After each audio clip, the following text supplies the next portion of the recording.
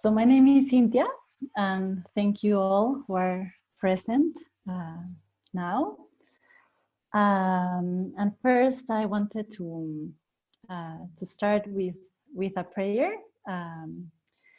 before this presentation and this sharing. And I'll do it in our native language here in the Andes of Peru, that is Runasimi or Quechua.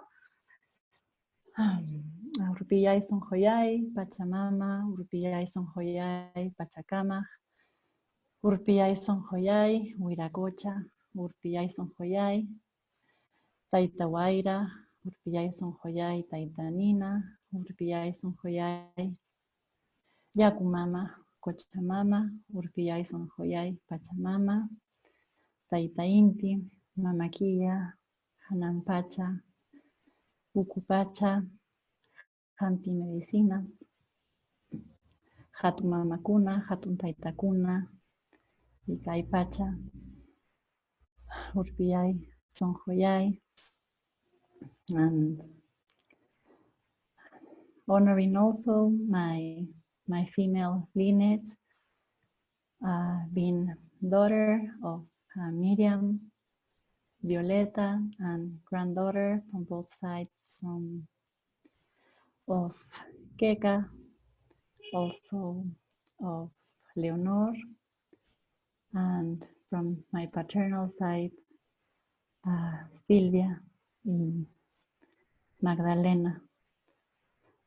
Thank you for being with me, for bringing me here, and asking permission to my ancestors here and the Apus guardian mountains up here in Pisac in the Sacred Valley, so that I can share this sharing that I am to make in the best way, honoring the teachings of my elders, of my ancestors, so that they would be transmitted in a way that brings some medicine forward to all of you, listening to this for your own lives, for your own journeys around birth, around mothering, and for those of you also that bring this service to other women. So, hayaya. Okay, so thank you all for being here. And I am about to share this presentation from my Andean culture around the medicine of the Ukhu Pacha, as is the name of this presentation, and particularly around pregnancy, birth, and the postpartum period. So I'm now going to share my screen. Okay, so the name of the presentation is The Medicine of the Ukhu Pacha Andean Teachings for Pregnancy, Birth, and Postpartum.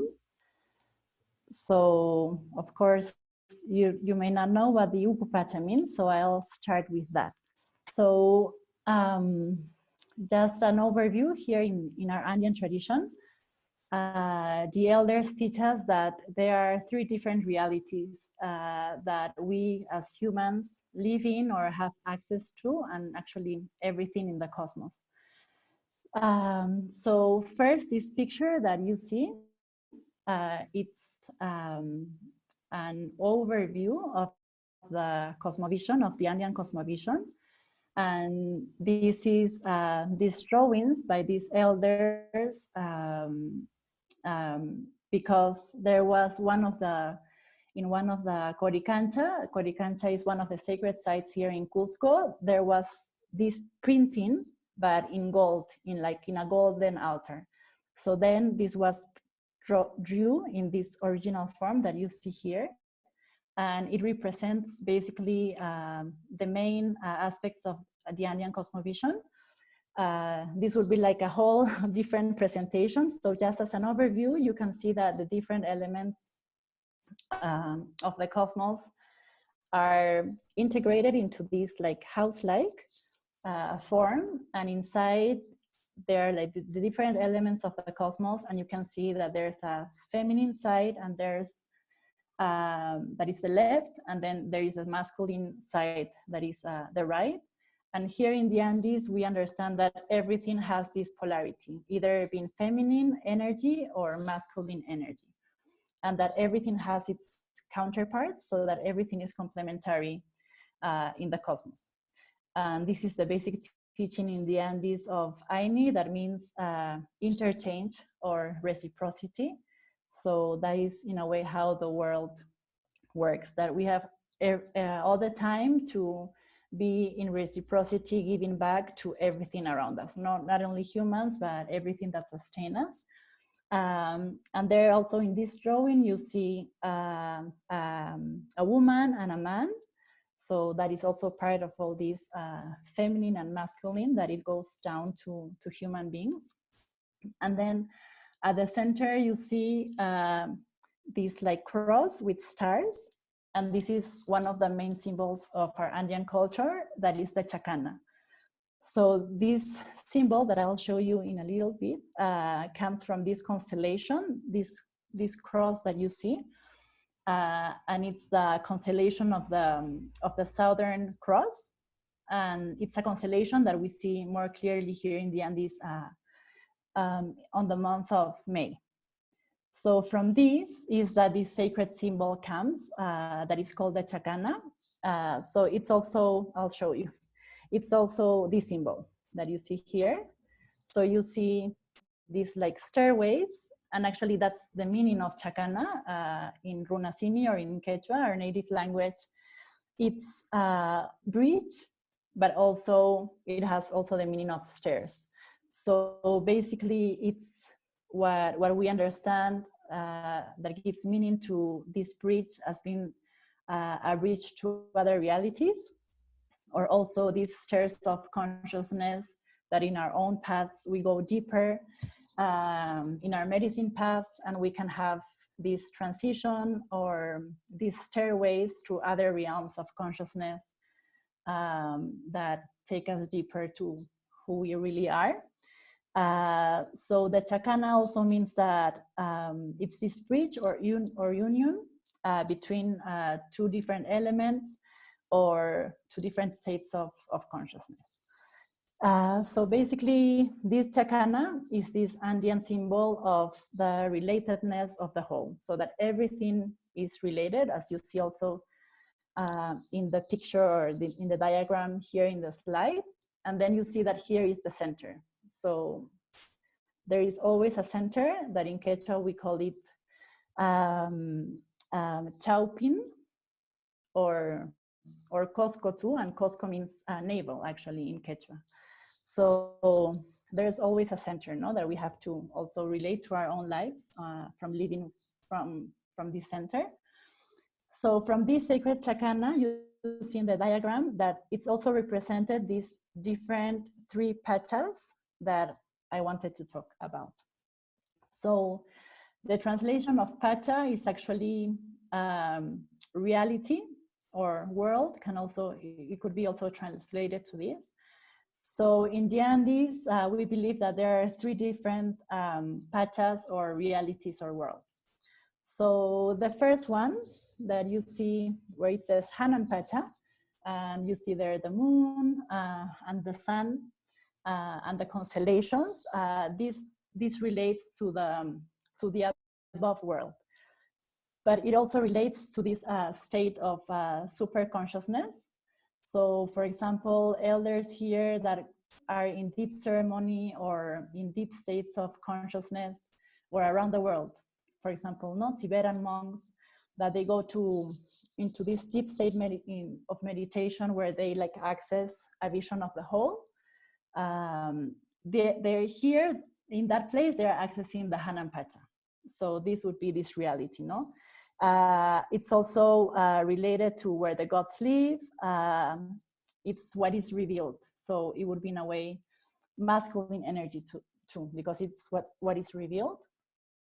And as I was saying, it's where the stars also live, and where we have these wings also as human beings to be able to see beyond, no, this here and now reality. So this is also associated with the totem of our sacred animal, that is the condor. that in the north would be the eagle. So because they also assist us in having this whole vision. So that would be the Hanan Pacha. Then the other reality or world is the Kai Pacha, and that is the here and now reality. So here, where we are with our 5 senses, it's this middle world that is the Kai Pacha, where we as human beings live. And also here, this here and now, or Kai Pacha reality, according to Andean cosmovision, when we are really on our centers, from our hearts, basically the center from our hearts, we can be this bridge as a Chakana to the Hanan Pacha and to the Ukhu Pacha, that is the other reality. So we can access simultaneously when we are really in this state of awareness of walking in this path of centeredness. Then the other Pacha reality, that would be the third, but it's no order. It's the Ukhu Pacha, that's what we're going to be centering in this presentation. And the Ukhu Pacha is the reality within. It can also be understood as the reality below, but it's more about the reality within. And the Ukhu Pacha, as the Hanan Pacha was the super consciousness, the Ukhu Pacha is the reality of the subconscious. So everything that is there hidden. So the totem of the Ukhu Pacha is the serpent, that is related to wisdom and to the waters, to this power of knowledge, also to the principle of life and fertility. And in the Kai Pacha, the totem would be the puma here in the Andes. And the Ukhu Pacha, as I mentioned, the serpent. And the Ukhu Pacha is also related to darkness, but here in the Andes, we don't consider darkness as something negative, as is in Catholic religion. But it's just the darkness, no? So it's related to potential, as I'm going to share in the next slide. Yeah, so the Ukhu Pacha is related also to the potential, also to the mystery, to that which is not revealed. So as the Hanan Pacha was what was revealed and what was seen, in the Ukhu Pacha is the other way, no? It's what is unknown. As I was mentioning, this potential and this darkness is understood here in the Andes, that this is from where everything is born. So as this dark nurturing womb from what everything springs from. Also, the Ukhu Pacha is the place of our ancestors, and it's also the world of the dead, from to where the dead people go. So actually, it's considered, or also this space to be the space of where unborn children are guarded to and protected. The Ukhu Pacha is also related to the seed and potential, and also to DNA. And to blood, especially female blood. And then it's the reality also of water, of water, of Mamacocha. In Quechua, Mamacocha is the mother ocean. So everything that is beneath Mama Ocean and beneath the earth, that is the realm also of the Ukhu Pacha. And then something really beautiful of the Ukhu Pacha, it's that it's a place of healing. So for example, elders, medicine men and women, they would access the Ukhu Pacha for healing, because it's also supposed to be, they would call it here, al revés, mundo al revés. So that is like the contrary. So if someone that is sick and is seeking healing, the medicine man or woman goes to the Ukhu Pacha to access a space, it will be the contrary. So the sickness will become in healing. So it's also the place of healing. And also it's the place where we naturally access as women when we are in these special feminine times and spaces or realities. So the 3 rites of passage here that are considered menstruation, and every time we are menstruating, and around birth and on menopause, we are considered to be dwelling in this reality of the Ukhu Pacha. So for example, a woman that is menstruating now, who is now present in this Zoom cast, she's not considered to be in the Kai Pacha. So she's really on the Ukhu Pacha. She's in another reality and in another state of consciousness. So that's also the understanding of the Pachas, that these realities are different state of consciousness for human beings. So that is why birth and pregnancy and postpartum, they are considered to be realms where when women are pregnant or in the postpartum time, that they are in the Ukhu Pacha. So they are not in the Kai Pacha, that is the here and now reality, but they are naturally, just by being in their bodies in these transitions, they are accessing this realm. So yeah, in this picture, you see a wako. It's a vase from pre-Incan times that here it's represented a woman in her full power. So she, as you can maybe see here, she has snakes or serpents as their hairs. She has this special attire, and yeah, it's a representation of women being on their full power. And this is considered to happen when we are accessing the time space of the Ukhu Pacha. Okay, so this and now, yeah, going to this specifically to this time space that we have as women when we are pregnant or at birth or in the postpartum time. As you see in this diagram, that is how we understand it here. So when we start becoming pregnant, when we get pregnant, we are slowly entering this realm of the Ukhu Pacha. So as the pregnancy progresses, it's like a little bit deeper that we are entering into this realm of the Ukhu Pacha. That comes along, as I mentioned before, to be in this altered state of consciousness. So the deeper we go in the Ukhu Pacha, we are really centered and not distracting ourselves with, maybe working full time or being too much, I don't know, on the internet or things that distract us from being on this medicine, we'll feel that we are really in this different state of consciousness. And I think every pregnant woman will feel this in some way or in some degree, especially when she's approaching birth. So actually when she's approaching birth, she's coming deeper to this Ukhu Pacha, and that's why, for example, here many women talk about having like very powerful dreams just before birth, or women here, elders or mothers that have already been through this process, they can already see in a woman's face that is pregnant. Just by her face, they can really tell if their birth is coming soon, because they say here that the energy comes and like the facial expressions when we are about to give birth, and that we are being pulled stronger by the medicine of the Ukhu Pacha.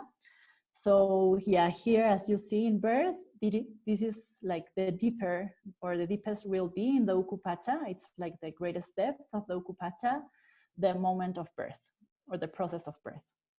And then when we pass this process of birth and we are with our newborn, it's not that we are automatically back to normal life into the Kai Pacha. That would be the reality of the here and now. But in the early postpartum, as you see there, we are like really very deep still, very close to the Ukhu Pacha. Although we are already emerging very slowly back to the Kai Pacha, it's a very slow process, and it depends for every woman, as we'll see later. So it's this, that we are entering the Ukhu Pacha slowly as the pregnancy progresses, and we'll touch like the deeper waters of birth, of the Ukhu Pacha at birth. And then in the postpartum, we are emerging slowly from the Ukhu Pacha, but we are still very much with this energy of the Ukhu Pacha. And of course, we are being reborn and transformed in different levels in this process by being so deep in this reality of the Ukhu Pacha. So the Ukhu Pacha is understood to be this place where we encounter darkness, our own darkness. So that means that whatever we have hidden in our unconscious or things that we haven't resolved before, we are accessing this by being in the Ukhu Pacha as pregnant women. So that's why there's a lot of attention to our own inner world here in the Andes when we are pregnant. But at the same time, the Ukhu Pacha is understood to be the realm where we can find our clarity too. So as knowing more about ourselves and that which was hidden before, and maybe before it was easier to be distracted by that, but in pregnancy that we understand that that is more difficult, no, to hide from our own selves. No, it's like there is no way to hide. So as knowing ourselves more fully, it's in a way that it's the way that we have more clarity, and that also where we find our own strength, and that where we find our true medicine. So these are also the gifts that brings the Ukhu Pacha around pregnancy, birth, and the postpartum. So the next one. So now we'll go a little bit more in detail around the time of pregnancy. I'm just going to have water.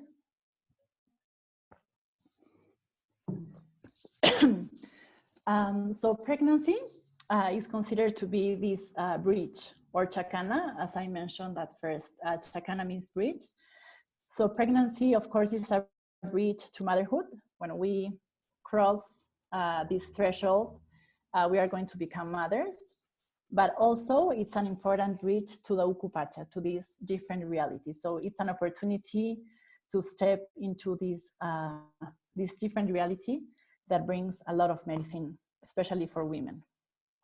And pregnancy corresponds to the nature's world and to the feminine generative force that is associated to with the Ukhu Pacha. And of course, women in pregnancy are very much, or more, even more connected to Mother Earth, or Pachamama, as we call her here. So it can be also this time of feeling, or the opportunity of feeling even more connected to Mother Earth. Here in the Andes, there's a lot of care that is put to the womb, to one's womb, in any rite of passage, but in pregnancy also. In Quechua, the womb is called Kisma, and then with this like Spanishization, in some communities that have lost a little bit of Quechua or are more mixing both Spanish and Quechua, in many localities they call the womb Madri, and actually Madri is like this Spanish version of Madre, of mother. So it's as we have this own mother inside, no? Our wombs is like also our own mother, and where we carry all our feminine medicine according to Andean tradition. So there is much more care also in pregnancy, because the womb in this time is considered to be this portal, no? This portal of life. Yeah, in the emotional aspect, in the spiritual aspect, of course, that a soul is coming in. So there is a lot of care for the womb. There's energetical care. For example, we hear when we are pregnant, we may use like a band, or chumpi, it's called here, basically to protect that space, and we wrap it around and not too tight. And also because this area is supposed to be kept warm also during pregnancy. So one of the basic cares also of pregnancy is that we have to have a lot of consideration of the temperatures. And it's also because here in the Andes, there is this like drastic changes of cold when it's winter. So there's a lot of care of always keeping that area warm. And energetically too, no? Because it's this sacred space that has to be cared for. Then around the emotional part, we understand here that there's no one good way to be feeling when we are pregnant. but still that we have to care a lot about our emotions. So whenever like there are strong emotions, we are taught to really work with that and maybe share it with other women or other elders, so that we can process those emotions better. So it's not about negating those emotions, but processing them, because we know that this can influence how we are feeling and also how the babies inside are feeling. So it's about like a dance that we have to take care of with our emotions.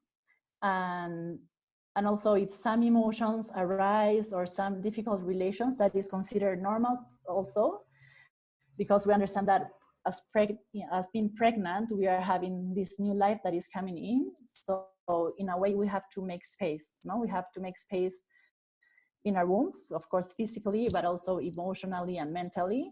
So this opportunity that brings the Ukhu Pacha of everything that was hidden, put it in consciousness. It's also an opportunity, no? That we can make this cleansing and making more space before this new life comes. So also we understand here that the baby is not grown only physically, and not only because of what we eat from Mother Earth, but that the baby also is grown by our thoughts and our actions. And that's why here there's a lot of emphasis for pregnant women to have right action and also like right thoughts, because we believe that also this is imprinting our babies. So that has to go along with the personal care. And also there is this consideration that in a way we are on medicine too when we are pregnant. So for example, the special diet that people would have if they are going to special ceremonies, one of the basic aspects is what we eat. So it's called dieta here, so it's a diet. So it's the same in pregnancy, no? There are these guidelines of eating, of course, really healthy, but also the temperatures of the foods that we eat, that they also have to be in balance, not too cold, not too hot, or being on the sun. We cannot be on the sun like if it's too warm, like always trying to maintain this balance in our bodily temperature, especially for our wombs, no? To be always warm for our baby, so that there is not some unbalance that then our wombs have to adjust to. And then there's the community emotional care, because all about these emotions and how we transit through emotions and how we feel is important also for the health of the pregnancy and the well-being of the baby. As all the community knows, and we are part of this culture, yeah, that is something that is still pretty much alive, that there's this community emotional care, so that if someone knows that someone is pregnant, you have a lot of care of of the words you say, of not like saying bad things to the woman, or creating chaos around that woman's life, no, that is pregnant, so that it's really guarded the emotional life of that woman. And then, yeah, the last thing I wanted to share about this part of pregnancy, that here pregnancy is always celebrated traditionally and still in the communities. So there is nothing that only if there's a partner, of course that is the ideal, but it's not that there are all these conditions, no, that pregnancy is only celebrated as now in modern world or in the cities only if the partner is there, or if the relationship is well, or if they have a lot of savings. Only, in those cases pregnancy would be celebrated. But here it's always a blessing having a baby, because to be pregnant is this expression of the feminine power and fertility, and not only in the individual plane but in the social too and cosmic plane. So a baby that arrives is not bringing abundance to the woman and to the family, but it's bringing abundance to the whole community and to the whole cosmos. It's something, yeah, it's a blessing that is coming to Pachamama and Mother Earth. So it's always celebrated. And then pregnancy also, it's an opportunity, as I was sharing before, to bring us more in connection with Mother Earth and Pachamama. It's an opportunity also to make offerings and to strengthen these relationships we have with our relations and with the whole. So traditionally, pregnant women and their support family or people or the midwives, they gather to do these offerings for a good birth, no? So like praying for a good birth to come and for a good outcome also for the baby. And these offerings are made to the 3 levels of the realities that we shared before. So yeah. And then, yeah, we'll go now to birth. So yeah, of course, each one of these stages, it would be like a whole presentation on itself. I'm just trying to make an overview of some important things I wanted to share, especially around the Ukhu Pacha. So yes, I mentioned before, in birth, we understand that we are in the deepest waters of the Ukhu Pacha. So here it's really where we can see that we are touching life and death mysteries. So actually, although here traditionally in the Andes there's not this fear around birth, still there is this understanding that inevitably during birth we are in this threshold in a way, no? When where we are touching birth, death, and life at the same time. Of course, it's not that we are going to die, but that the energy of death is there. Of course, no, we are dying to our own previous selves to become new mothers and new women every time. And also the baby is going to be born. So, and energetically also, no, there is this energy of death there. So there is a lot of respect and there is a lot of ritual around to protect the space of birth. So actually there is this saying here, no, that birth is this intense and important moment where we are living between life and death, no, and where the thread between one and the other becomes really fragile and really thin. So in a way, it's here the saying, it's salvarse con bien, so it's like to save yourself with goodness or with good. And it means that it's this rite of passage, no? When we give birth, that we have been touching these realms, and then we come like triumphantly with our babies. But still, as I want to reaffirm, there is no fear, no, there is trust in the woman's bodies, trust in the guardians that we have at birth. And of course, death also is not considered as something negative or something that we try to negate or not to see in Andean life. It's present, in rearing animals, in the seasons, in the cycles. So it's part of that medicine of the Ukhu Pacha that we come to understand more the mysteries of death, also by crossing the threshold of birth in this conscious way. So it's also considered to be a time, an experience of rebirth for the woman every time. It's also considered to be the most open we will be as women at the time of birth. And of course, that happens physically, but also energetically. It's where we will be more open, no, to life more than any other ceremony that doesn't happen because of our own bodies. Of course, that can happen also during the menstruation time, that we are also open. And here in the Andes, birth in itself is a ritual. So there are some ritual aspects that we do here at birth to protect or to reaffirm this space, but there is not much to be done, actually, no, because in itself, just the process of birth, it's a ritual here in the Andean cosmovision. And although here in Peru, in the last years, maybe since 2000, there has been a lot of cultural changes of many women having to go to the health center, where is the biomedical way to give birth, and otherwise, no, they're harassed or they don't want to give the birth certificates, for example.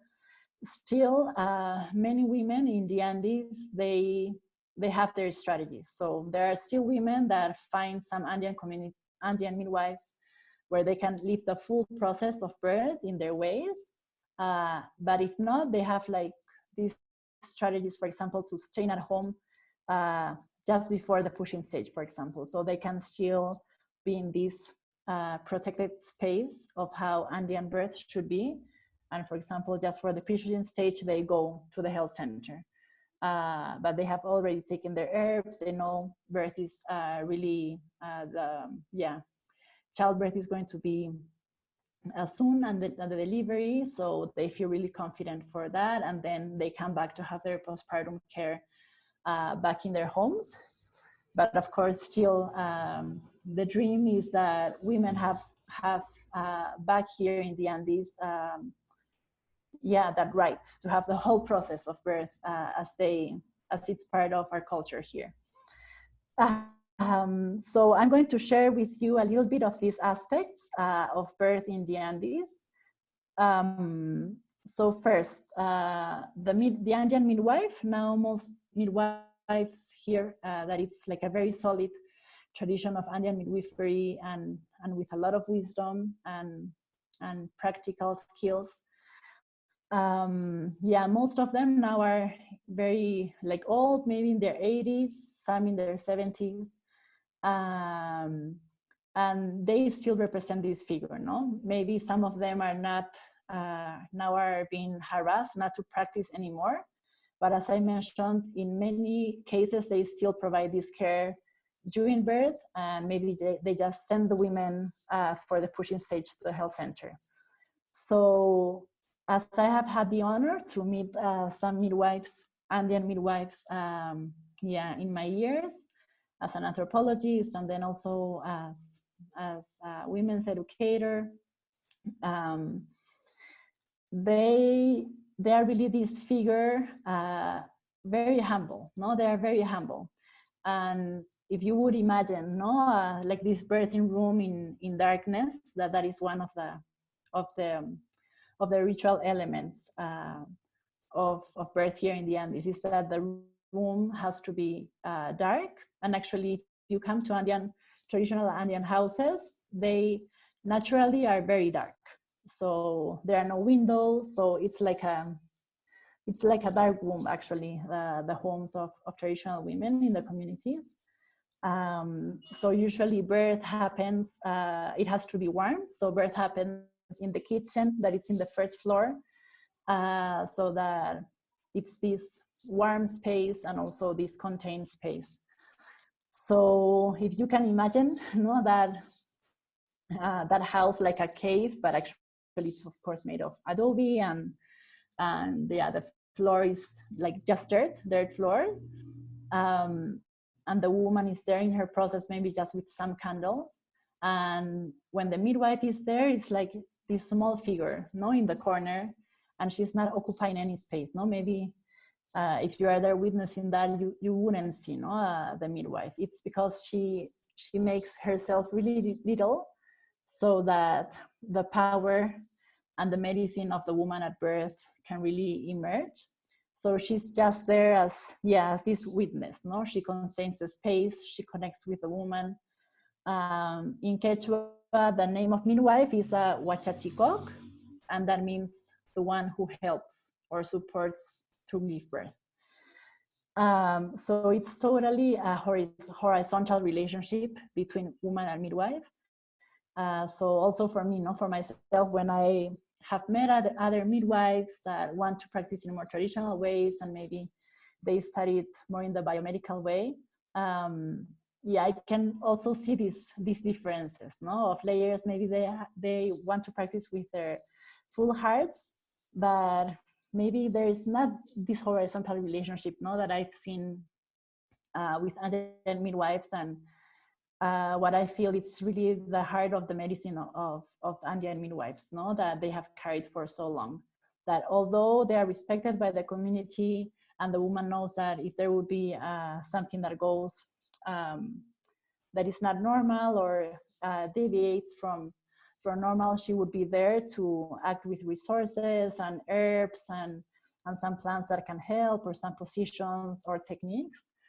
Still, she really gives the full glow to the woman, or the full power. It's this totally horizontal relationship, and yeah, that is something that still inspires me, for my path in being a student midwife. And yeah, I'm so grateful, to being able to having met these Andean midwives, and then it's like they are blending, with this space of this womb space. They are also acting as guardians for this sacred space, so that nothing interferes with them. It's always an intimate space. The partner, if they are together, is always there, because there is this important masculine role in Andean birth. So it is not just a feminine event. Actually, in pre-Incan times, the records, or also in some communities, some people would say that before there weren't midwives.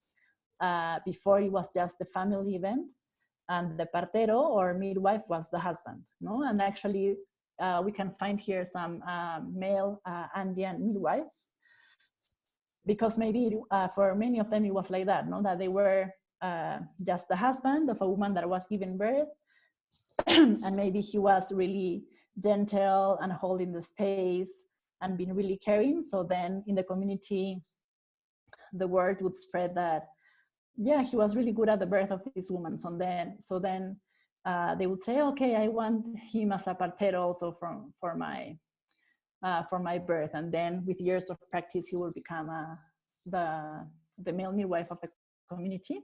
So here in the tradition of midwifery in the Andes, there have been both the majority women, but in some cases also male parteros.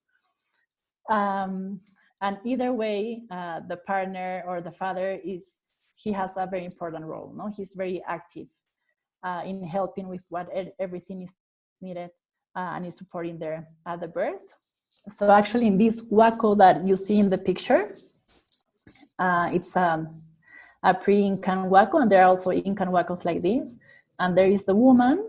That is one of the positions that has been common in the Andes for giving birth. Not all women give birth in this way, but it is one that is also represented in huacos and in ethnographies, and women wanting to give birth this way. So it's the partner, that's the husband, the partner from behind, giving support in the pushing stage, and then the midwife helping. But of course, there are also other ways of giving birth here in the Andes, and sometimes it's just the woman supporting herself in different positions and not having to have the support of someone from behind, and just her receiving her child too. And then, I was talking about the dark womb space, that it's supposed to be really dark the time of birth. And then also the positions are basically vertical positions because of physiology, but also the symbolic meaning is that the baby has to be received or be born close to Mother Earth, to receive her blessing too. And then one of the teachings or understandings here to have a good birth physiologically is not to have fear. So midwives here in the Andes will share that the main reason or cause of having a bad birth or a complicated birth is that the woman had fear. So of course there are some techniques that the midwife can help with prayers and with herbs, but this would be one cause of having a bad birth.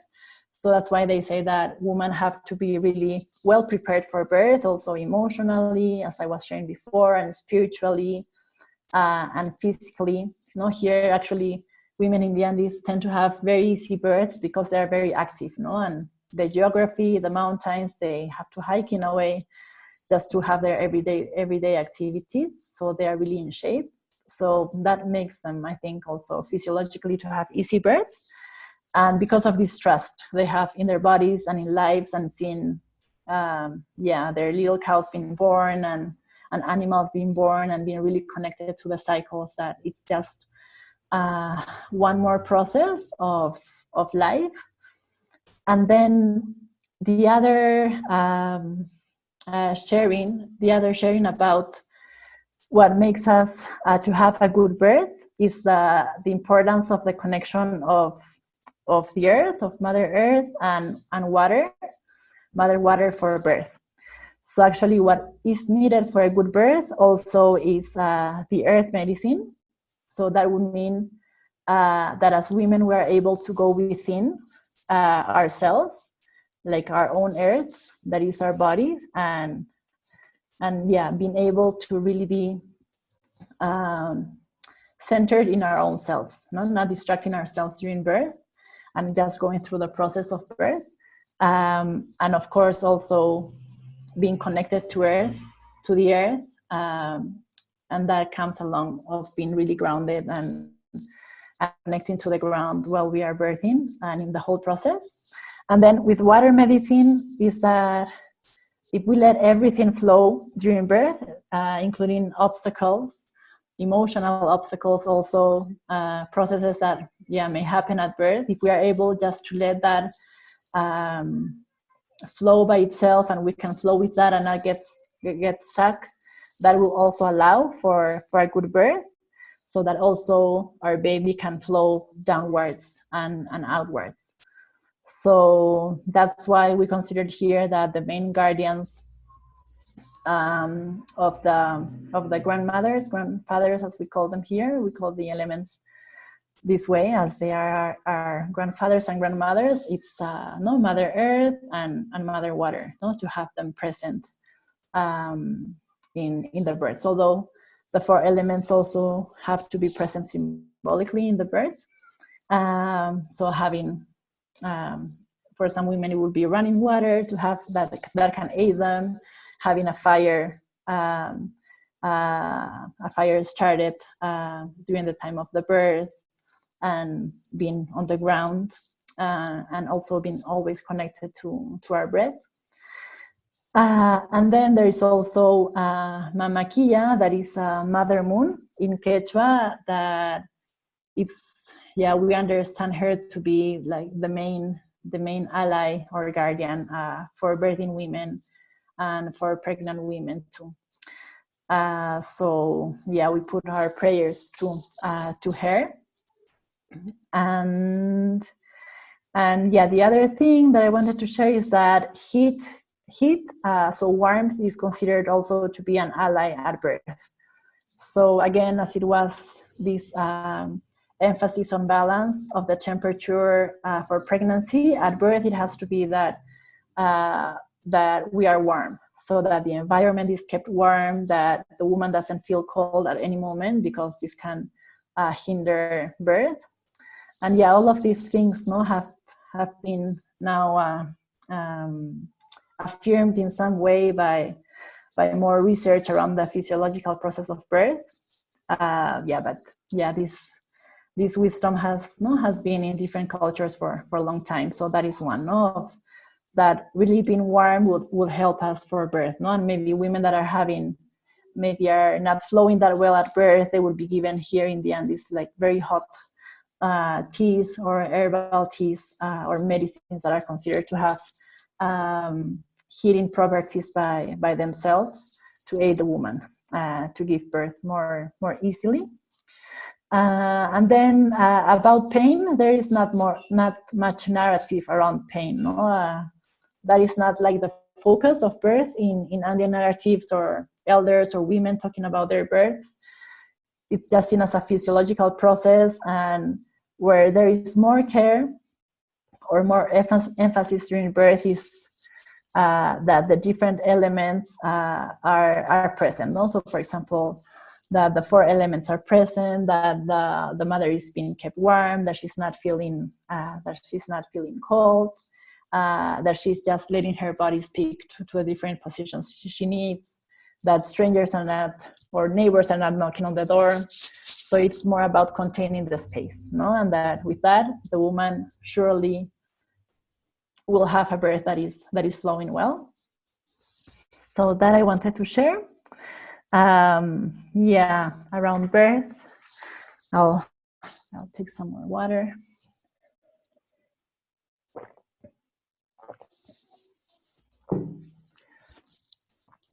Yeah, so these are some of the aspects of birth here in the Andes. As I mentioned, there are more, and we could go in depth with these, but yeah, for the time, I hope this brings some understanding of how it's here in the Andes. Yeah, and then going to the postpartum and early postpartum. As I was explaining before, in the early postpartum, we are still very deep in the Ukhu Pacha. So here in the Andes, the postpartum time is considered to be a very vulnerable state for the woman, no? And not only physical, but emotionally and mental and spiritually, because we understand that it's a transformation, a deep transformation of the whole experience of the woman. So also it's a vulnerable state for the baby, that of course it's a newborn and it's so small. So that's why there's a lot of care around that.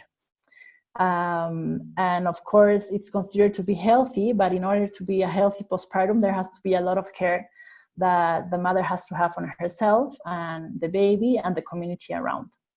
So that's why one of the main practices we have here, it's a postpartum retreat that we must follow. Originally, it's 6 weeks or 40 days.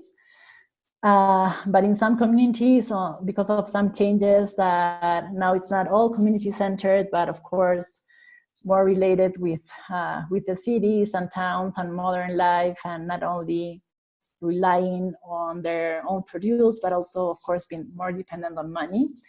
For example, partners have to go away for work, and mothers also, to support themselves or their families, they also work in the market. So now I've heard, in the year, some cases where the women only have 2 weeks of postpartum retreat.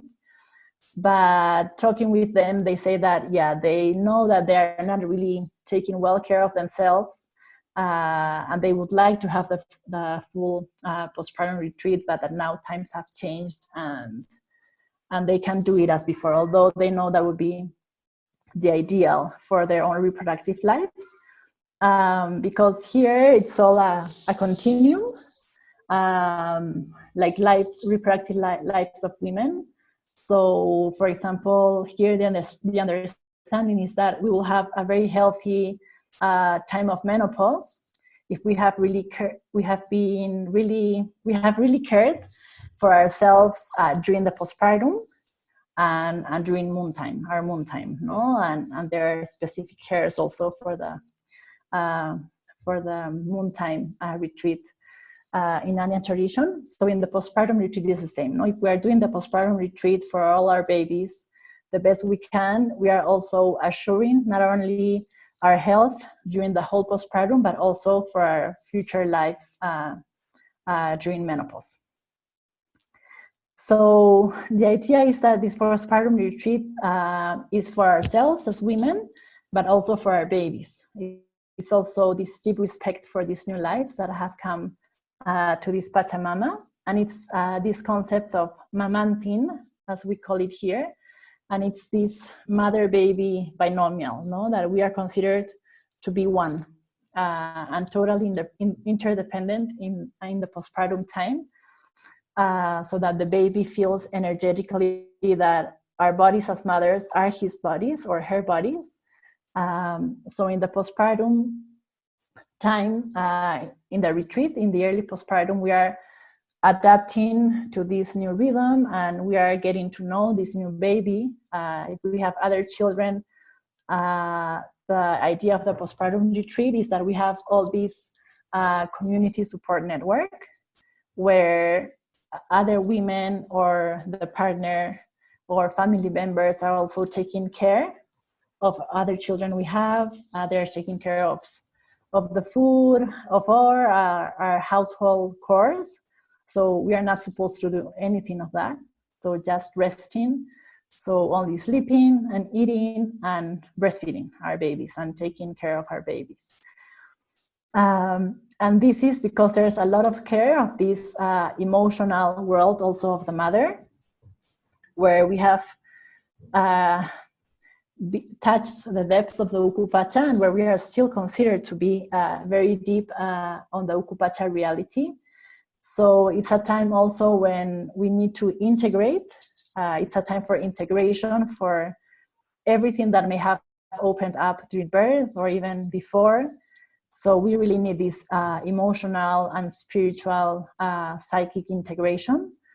And for this, not to make space for this, it's important that all the the practical course that we may have of cooking, of our everyday lives, of taking care of other children, that is taken care of by the other community members, so that we can really be healthy in our emotions, in our bodies, because we have done this great job of giving birth to a child. So this is really acknowledged here in the Andes, that we need to rest. We need to rest, really, to recover, and of course then to be fruitful for our own families in the whole future. So men here really understand that, no? They really understand that we are, as women, constantly giving and giving, and it's only in these 40 days that we are taking a break in a way, but of course not because we are taking care of a newborn.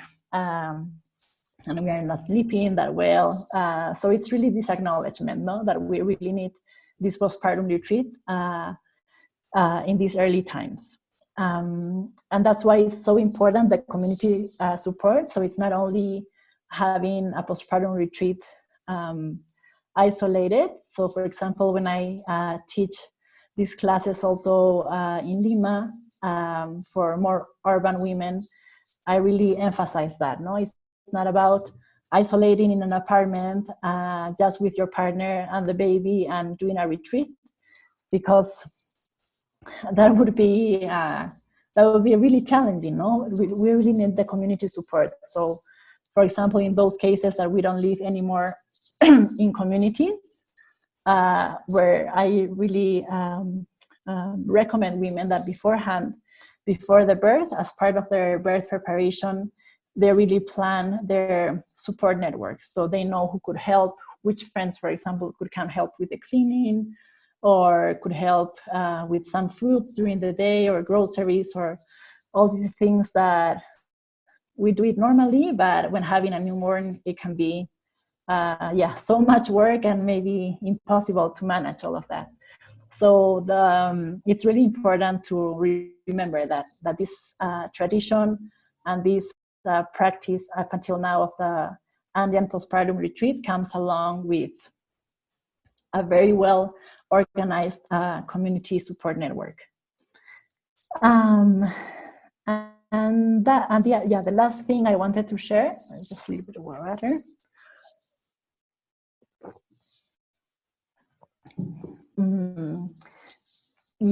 It's that the woman, as I mentioned, is still deep in the Ukhu Pacha, and only slowly emerging back to the Kai Pacha, or the reality of the here and now. But at the same time, she's like in a dance between both, because of course she's deep in the Ukhu Pacha and integrating her whole experience of birth, and still being so much in touch with all these mysteries that the Ukhu Pacha brings to us as medicine.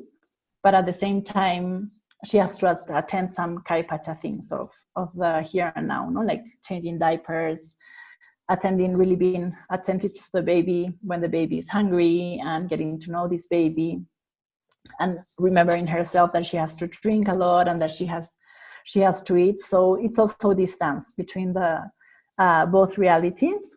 And then it's also important not only of the course that she's helped, that she receives help with, but that also the woman doesn't feel alone. So this community support means that also she has relatives or friends that she can talk with if she would need to express her emotions or work through her emotions. Because postpartum time is also considered to be, it can be also challenging emotionally for many women, especially if it's the first baby. So that is also acknowledged here in the Andes, no? So that also this community support means that there's emotional support if the woman may need that, so she doesn't feel alone in this time. And then the last part is that also there's this importance of having Kai Pacha guidance if needed. Because when we are in the postpartum, we, as I mentioned, that we are very deep in the Ukhu Pacha. That means that we are still in this altered state of consciousness. And we access to many medicines, and it's not only our own darkness, but it's also like beautiful colors and medicines for ourselves as women that the Ukhu Pacha can also bring through being on this rite of passage. But this like rational part, maybe it's not so, it's not what is predominant in the Ukhu Pacha. As well as in birth, no, we don't want to be asked rational things at birth, and that is guarded here in Andean birth. So the same thing with postpartum. So, for example, if it would be needed that, for example, there is something going with the baby, or for example, the baby, it seems that is not gaining enough weight, for example, or anything that can happen when we would really. It would be really useful to have this clear, rational mind to make decisions in these processes. It is needed to have also the support of really knowledgeable people that, of course, are in their Kai Pacha reality, so that they can help the women. Because women in the postpartum like to make like these decisions that are practical. Like they need, in a way, this assistance, no? Because they're more in this subconscious world and more this elemental world. So also in modern world, I think that is important, no? Either if it's by the figure of midwives or doulas, I think that is what we bring here from the Andes, that it's a time that it's very vulnerable and where women can be left alone. So we always have to check in with women in postpartum time and maybe support them if needed when Kai Pacha, more Kai Pacha processes of decision making need to be followed. So I hope I was clear with that part. So I'll go to the next. So actually that would be it for this presentation. And I hope it has inspired you in some way, or maybe strengthened the wisdom that you already had in some aspects, or just seen it in a different shade of color. So I think Rhonda will open the space for some of you that may have questions or some comments. Did you want to discuss the comment about the need to disconnect. Yeah, this is something that also we are seeing here in our community, especially for younger women, that of course, cell phones have been introduced and the internet as a resource, that can be useful for many things. So I think that is now a challenge too for these times, that traditionally we were just being connected even more deeper to the whole, and it can be an opportunity to work in disconnecting in order to disconnect. And we see it a lot also in the postpartum time, that although they may be in this retreat space, that they are in their homes, that with the phones being introduced, that there are, it's an extra challenge to have these extra distractors, that there weren't before. Yeah, so actually for many women also from urban areas, or that they have in a way not been so connected as they were from their own traditions or their Andean traditions, many of them are also wanting to come back to this connectedness during pregnancy and during the postpartum time. So I think there are these times that are also being reminders of the rest or the relief that we can receive from being less less disconnected, by these phones and being on this outward space. So there is this question of the herbs with birth, and if here herbal medicine is also considered to be a medicine that has to be respected too, and that also sometimes can interfere. So if the woman is seen that she's really well connected to her body and she's just flowing in her process, she won't be given herbs just because it's part of tradition. No, they would only be given if it's needed. So if it would be needed for some women, just to make the birth flow more, they will be particularly warm herbs. So one of them would be mama coca or mother coca, that we use here also as herbal tea, or that people picchar. So it's not actually chew the leaves, but it's picchar. So it would be herbs that are warming again the body, because we understand that it's the heat that is our ally in birth. So in some traditions they would even add alcohol, to some herb that is considered to be cálida or warm as the coca, or sometimes hot cacao, but only if necessary. We wouldn't just they wouldn't just give it if everything is going okay, because also this can interfere with the own process. So basically, it would be herbs that are considered to be in temperature warm and not cold. And also, if it's more the fear that the woman is having, that is what it's not letting the birth flow. In this case, women will be given, in some traditions in the Andes, a tea of rose, of like rose, with a prayer to the womb. So this herb would be given, or flower, particularly for the scared womb. So considering that the womb is scared because maybe of the intensity of how the birth is going, maybe it's the first birth, and so that there will be this special prayer for the womb to calm down, and then this rose tea to be drunk, so that it brings this also love energy to the woman.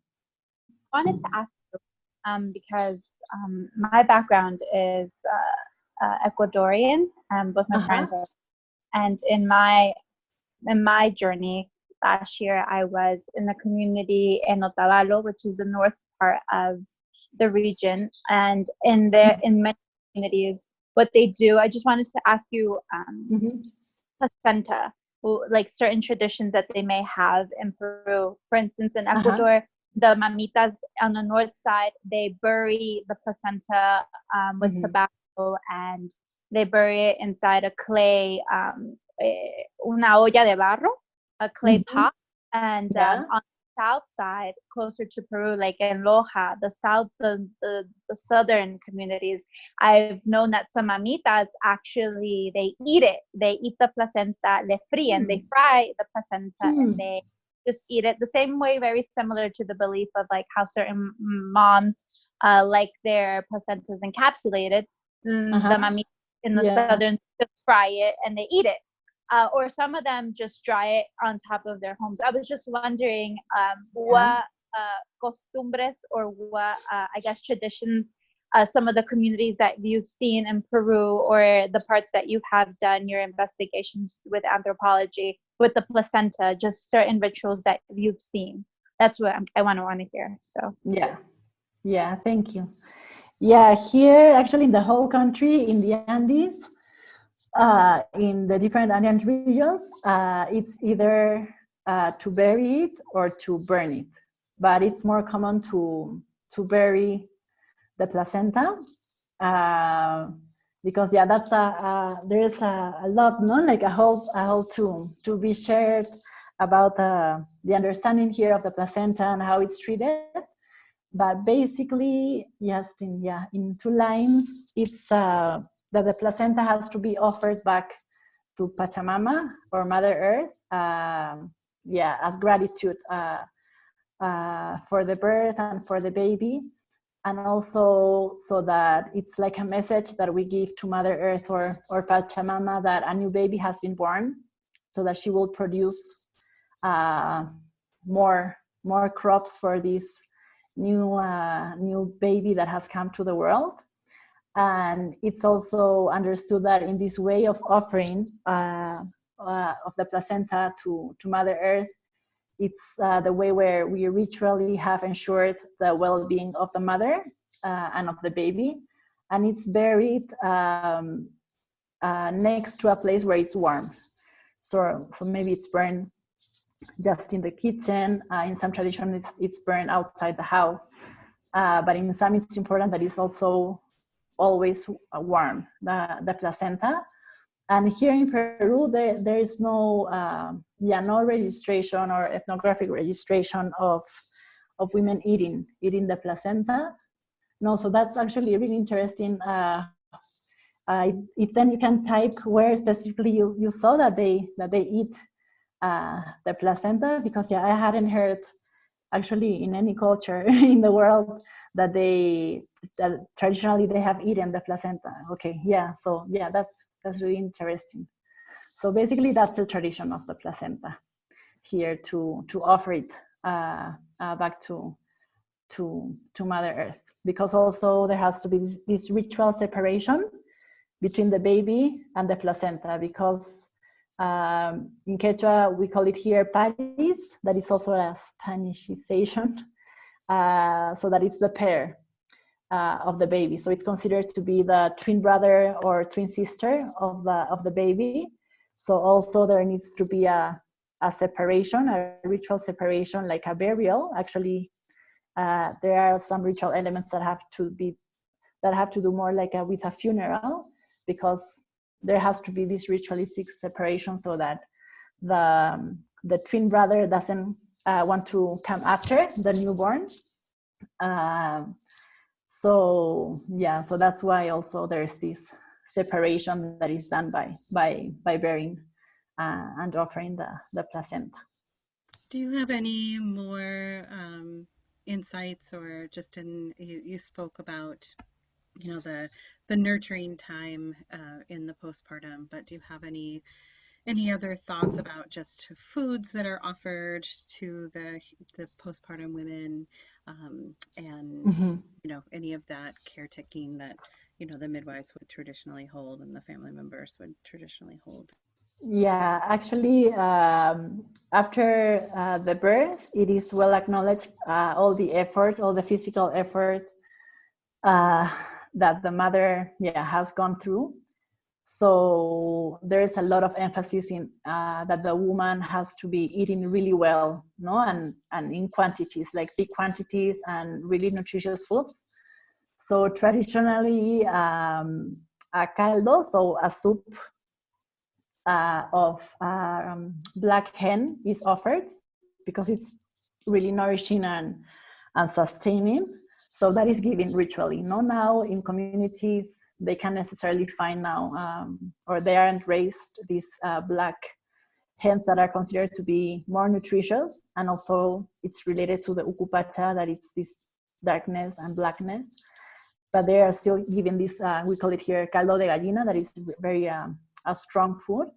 And then throughout the whole quarantine or this postpartum retreat, these 6 weeks, she's really well nourished. There's a lot of emphasis that she's giving like big portions and very much nutritious foods, and also some foods that are nutritious for the milk too. So there's a lot of quinoa that is given to the mother for the milk too, and like quinoa porridges and quinoa just in the different meals, but especially like with a lot of protein, no, and meats, no, that are raised at home, but that give a lot of strength back to the woman. No, she's considered to have lost like strength during birth. So the idea is that also this time is for her to recover physically through food. And Cynthia, I would also just love to hear a little bit more about the projects that you're working with, and also, you know, just your introduction was on a bit on the brief side, but I'd love to just have you share a little bit more about your anthropology work and your work in community, as well as the retreats and organization that you're working with. Yeah, so for the last 13 years, I started this project, Hampi Warmi project, that was basically, we were working with one main project that was around community reproductive health education for girls and Andean women in the communities. So it was more of this itinerant project where I would go with some volunteers to different communities in Andean regions of Peru. And that's how we were operating before I was pregnant with my first child. So the work was and has been really about revitalizing women's traditions here in the Andes. So in the workshops or in the programs, we would always start with what already women and girls knew around women's medicine and around their own bodies and their own understanding in the Andean conceptions of the body and their womanly processes. And we would blend that with sharings about independent women's health that most of the times totally can be weaved together with Andean traditions around women's medicine. And also we will work in schools with Andean girls so that they would receive different education, because basically in Peru, as in many other countries I know, where there are these traditional cultures, it's been just the biomedical model, and what they know is not important or is not accurate. So it has been this work of basically bring back this respect for what they know and for the teachings of their grandmothers around menstruation and around birth and around menopause. So we will work with the schools, but also with the health centers, giving workshops on appropriate care and cultural respect around birth, and in providing care to women around their reproductive health. And then the part also of educating women around their reproductive rights they have, because there's a lot of discrimination and of violation of reproductive rights in many places here where the Ministry of Health is. So in this story of working in different communities, I realized that the next project, and now also that I'm a mother, because now I'm not able to be traveling like all around the country, to have a women's community center that is basically for Andean women. So that's like now this next project that I have, that we have a base, a women's medicine home where we can keep doing this work, and especially around also Andean midwifery. You know? So although traditional midwives are now old, that they can still share and adapt to already the information that we have gathered throughout the years around midwifery and around traditional woman medicine, so that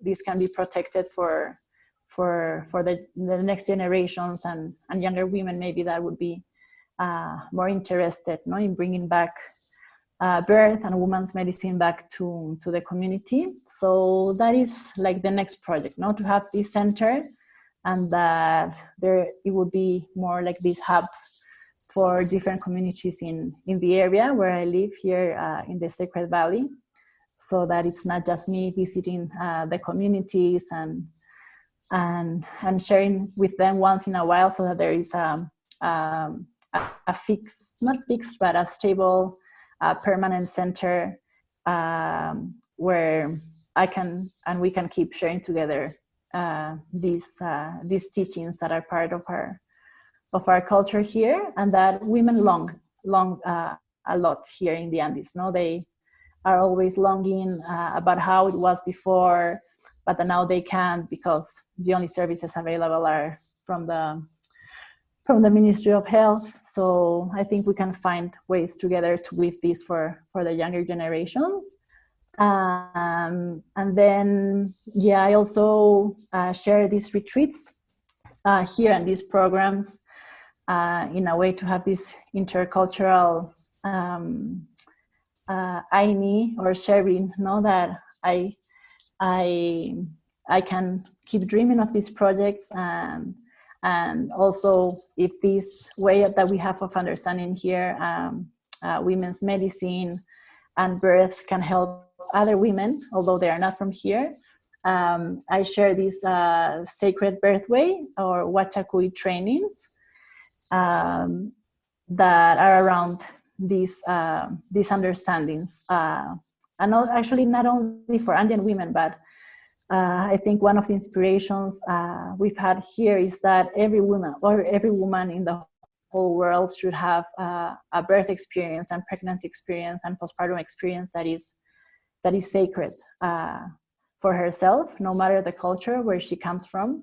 So of course we have inspiration here from the Andes, but I really believe that it's a reproductive right for every woman wherever she is, that her experience is honored as sacred, no matter if she had a complication, no matter if she's considered high risk by some midwife, that sacredness of her experience is not taken away.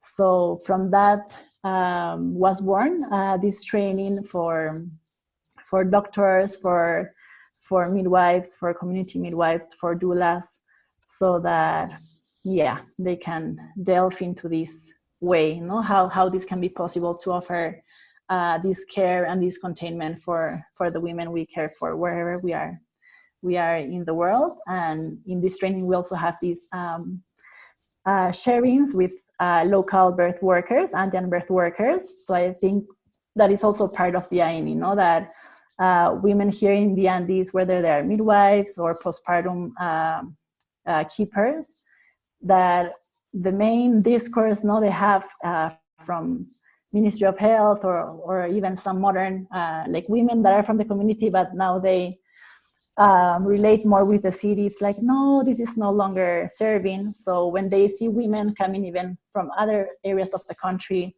or from the world or from other native communities being interested in what they are sharing, I think also that brings good medicine here, because they remember that what they knew or how they practiced or what they know is actually very valuable, and that people are interested in that. And what would be a way that people who listening to this recording today or in the future, what would be a way for them to access and support your work? Yeah, one way would be participating in these Wachaku sacred birthway trainings. And other ways would be once we find the land here and we have the center, to offer like their gifts or help volunteering when we are open. That is also the idea. That although it's centered for Andean women, that there will be always this sharing between different traditions. So that also there is this strengthening that what we have here, is valuable and that it can be kept for future generations, and also supporting in any way that they feel called to for this main project also, or even just wanting to visit and accompanying me visiting the communities. There are multiple ways of adding up to the strength of this dream. We do have a bit of time here. I also just wanted to invite you to share anything that you would like to about your own birth stories or your midwifery journey, and as we spend these last few minutes, and then if anyone has any questions they'd like to add to the chat box, and then as soon as and then you can just close whenever you feel ready, Cynthia. Okay, just not to do another presentation about all my birth stories, but just to summarize, I have been very, very blessed actually to have had these different mentors and getting to know so many like Andean midwives and elders that I think really prepared me for all the years, maybe more than 10 years before having my own children. Because before having been raised in Lima, in the capital city, although from both my sides, I have Andean ancestry, and even my grandparents, of course, what I had heard from mainstream culture was birth as painful and just in the hospital, and I didn't know like much about birth. It was only when I started this journey actually of wanting to remember my own Andean traditions, and that's why I studied anthropology, actually to remember my own tradition, is that I was really drawn to Andean medicine in general, but then specifically around Andean birth and midwifery. So I think in a way that was my passion and what I wanted to learn, but I think it was also part of my journey of birth preparation. And then in Lima also getting to know these wonderful doctors that learned a lot from Andean midwives too. And where I could really know in my bones of trust in birth and natural birth. So I'm really thankful for all this, because when I entered or approached my first birth with Mael, that's my first boy, he's now 5 years old, I actually, I had it in my bones. I really trusted, and there was no fear at all. Although it was intense. It was only a 5-hour birth, but I was completely trusting and without fear. So grateful for that experience. And then with my second baby, with Noah, also it was this flowing experience, this birth experience, and the 2 times it has been accompanied with a midwife. So actually, the first time with Mael, when I first called the midwife, of course, she was like, maybe it's just going to start, so maybe go back to rest. But of course, it was already really strong. So she only came the 2 last hours before the birth. And she was really a beautiful midwife. Actually, it reminded me a lot of the Andean midwives I had seen and I had witnessed.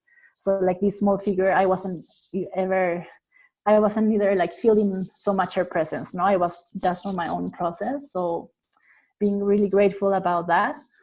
And then with Noah, there was also these two midwife friends. But at the same time, it was a little bit like a surprise. In the very early postpartum or immediate postpartum, to see a little bit the stress of the midwife that she had about of having the placenta birth. And although she was really my close friend, and I really knew I knew how she practiced and all that, it was really surprising, that it was this stress in the room and a little bit chaotic. And still I was in my own space, and I saw it more as celebration, for my own and the people there. But it also, it made me think that in a way, how important it is also the people accompanying you, and how it's really important that there are midwives and doulas that are really integrating this sacredness of the whole experience, and how they really have to hold space. And in my case, there wasn't any emergency in the postpartum. It was only like, I can understand, like her stress of her maybe past fears because of other births. So also that was a teaching for myself, because it didn't really interfere in my birthing experience with my second baby, Noah, or in the immediate postpartum. It didn't affect me emotionally, but it was a surprise, like, oh yeah, why all this chaos? It's also this early postpartum time has to be really protected. It's still this extension of this sacred process that is birth.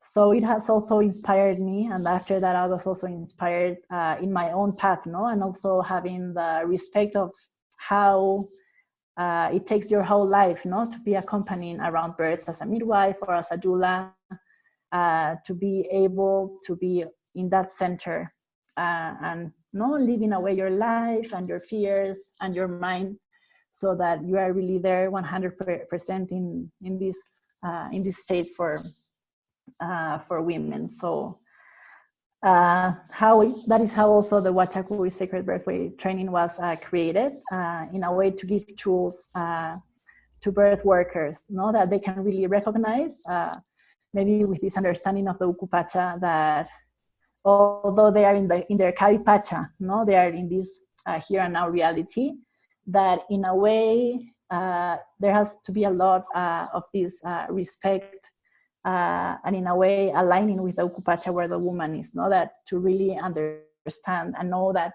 she's in another state of consciousness, and that it's really important, that it has to be protected for every woman. So yeah, both my births have been, of course, these rites of passage, and I'm really grateful to have had like these flowing births that could be these home births with my partner, with my family, and having healthy babies. And of course, they have been the ones that have taught me the most. Before I had it as my own remembering processes and connecting back with my elders, and through anthropology, of reading a lot, of doing my own research, and living in the communities with the women. So yeah, it was really having my own children that brought me this deeper medicine into understanding, and that's why also I share this about the Ukhu Pacha, because it's what really helped me in my own processes, and especially in the postpartum times. The first one with my first baby where I found all the challenges of not really knowing how big the transformation was, and it was actually remembering these teachings that I had received of the Ukhu Pacha that helped me in this integration process and healing. So yeah, I'm really grateful for having had remembered in the right time all these teachings from my own culture and my ancestors before having my own children. But of course, my greatest teachers have been them, no, my and Noah.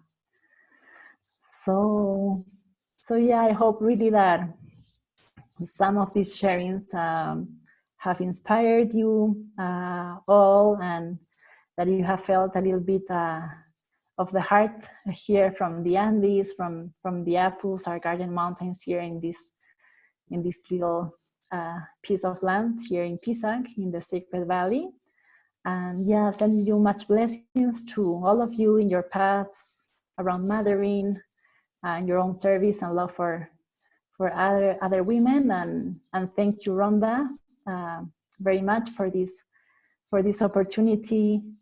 And yeah, praying that we may keep connected with this beautiful organization that you have of Center for Indigenous Midwifery, and that in a way I also feel this extra strength to keep continuing with our projects here, knowing that there are others working towards these dreams that unify us too, not as being Indigenous peoples too. So, Urpiyay Sonjoyay, to all of you that is in Quechua, thank you from the depth of my heart.